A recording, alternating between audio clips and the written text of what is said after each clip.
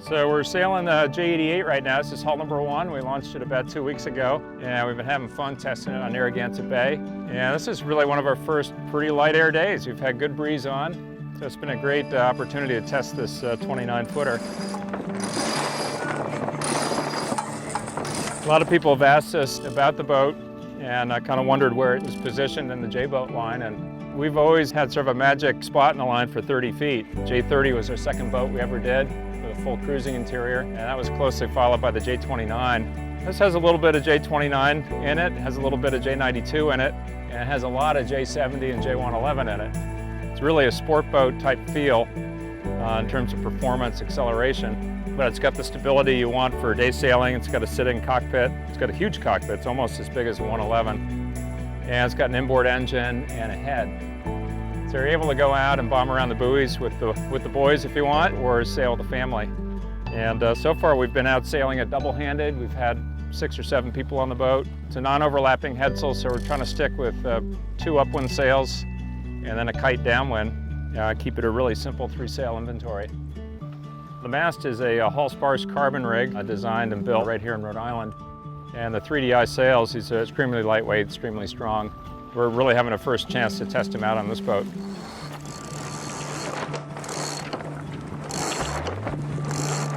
Here we've got a rough tune, so a 6-to-1 rough tune, and with a 3-to-1 fine tune. So that ends up with an 18-to-1 adjustment. So you don't need to be very strong to pull it in.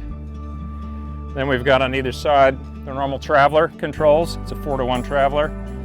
And we have double-ended backstay, just like a smaller sport boat. And it goes back to a cascading program, which is set up as 24-to-1 right now. Winches, I think, are an ideal spot because you can use them for the kite or the jib. By being set into the coamings here, you still have a nice day sailing cockpit. Up on the cabin top, you got a main halyard to port. Just outboard of it's the jib halyard in green. You'll see the purchase with this thinner line, that's actually a jib in-haul system. You'll see actually the sheet is run through an in-hauler, which then leads to the windward side, comes back after this cam cleat here. So while you're sailing upwind, you not only can adjust the in and out of the jib, but you can adjust it all the way inboard as well. For hull number 1, the owner selected B&G as an instrument package. Really nice setup. It's got 3 2020s on the mast and 2 4x4s back here. But also, if you're sitting in this helm position, you have 2 bits of information there, 3 on the mast. And that's plenty for a boat this size. Some people will sail a boat with just a Windex and a compass. But if you come off a bigger boat, it's nice to have all that extra information. So the keel, it's built very similar to the J70 keel. There's a stainless strut, actually a double stainless strut with a top plate, and then the lead bulb is poured around the stainless structure. So it's all integral. There's nothing bolted as far as the bulb is concerned. The keel is all laid in a female mold, as opposed to being aftermarket fared. It's attached with bolts to a receiving flange on the underside of the boat, so it's very easy to remove it. 6.5 feet is the draft. So far we found the boat is very stiff. I mean, it's what we wanted it to be. It sails really well, shorthanded. From a crew weight standpoint, we have in mind something between the J80 and the 105, and 3 couples will probably be a really nice number on this boat. Or you could double-hand it, or you could bring a party with all your friends. It seems to be able to accommodate anywhere from about 2 to 10 people.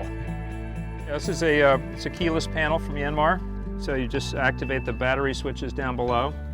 Then you press the panel power on. You'll hear the alarm come on shortly. We'll just throttle it forward up.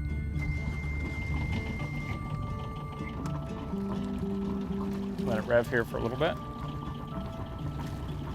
Take it out of neutral safety, and now we can go forward with it. This is the same engine that's in the J100, so it's plenty of engine for this boat. So far we've been doing speeds in the 7+ range with the engine. You can't quite boogie board off the back, but if you need to get somewhere in a hurry, you can get somewhere in a hurry. To power this down, bring it back to neutral. There's a stop switch here, and then you just hold this bottom down until it turns off. Now it powers down.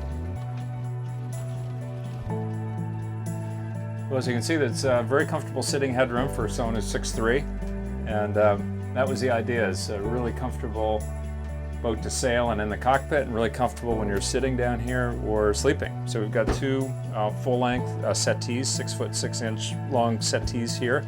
It's really set up kind of like the J92 and the some of the 105s are set up with a little nav little spot there with electrical panel. Because it's a deck-stepped rig, we just have a small diameter compression post in the main cabin, so it adds a lot of room. And then extra wide opening in the main bulkhead, and that allows you to get sails forward and aft, and the forward area is basically a sail storage and a head. But the idea was to have shelter from the elements, and if you're sailing with 4 or 5 people, you certainly have room for 4 or 5 to sit down below. The bowsprit retracts into the V-berth cabin, and there's a lip seal that's up in the anchor locker that minimizes any water intrusion into the cabin. The boat is set up standard with a sail bin storage, and this particular boat's got the V-berth option with 2 Sombrella cushions. And it's really set up as a sail locker and head forward of the main bulkhead, like a lot of day boats that are under 30 feet. But we like to have, since the space is there, is have the option for a V-berth. It's a large overhead hatch, which is ORC legal and means full-size adult can get in and out of that hatch. And it's also a convenient spot to hoist the spinnaker out of. This is a little flip lid. We have an electric panel with a couple of spares, electric bilge pump, and you've got some cabin lights and a couple of DC plugs. It's a red. Standard with 1 glass mat battery, and this boat's equipped with 2, so we have an engine start. We've got a little galley sink. There's an option for a freshwater system, which is a hand pump and a separate water tank.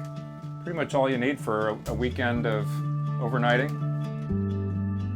We had a choice with this boat. We could either go like a small J70 and go with ramp launch lift keel, or we could go with what we did, which is more like a small 111. But we felt there was a really good opportunity for a crossover boat, something that could be a really good day sailor. And the day sailing market's moved under 30 feet. There is some J29 sailing, and J30s have a North Americans here on the bay. But in this size boat, there's really very little on-design activity.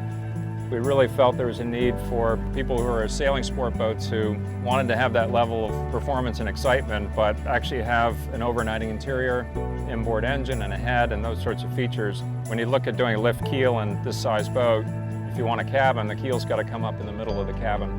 And that pretty much negates having any sort of interior on the boat. We feel most people are going to wet sail this boat. Although it does have a single point lift. It was a conscious decision to go with something that we thought would be really user-friendly. We didn't think people were going to be towing the boats around too much. And the open transom, you can swim off the back, you can have 8 people sailing around the harbor. So to be able to do that and go out and race it creates a versatile sailboat that hopefully the whole family will enjoy. And we're excited to get as many people out sailing as we can.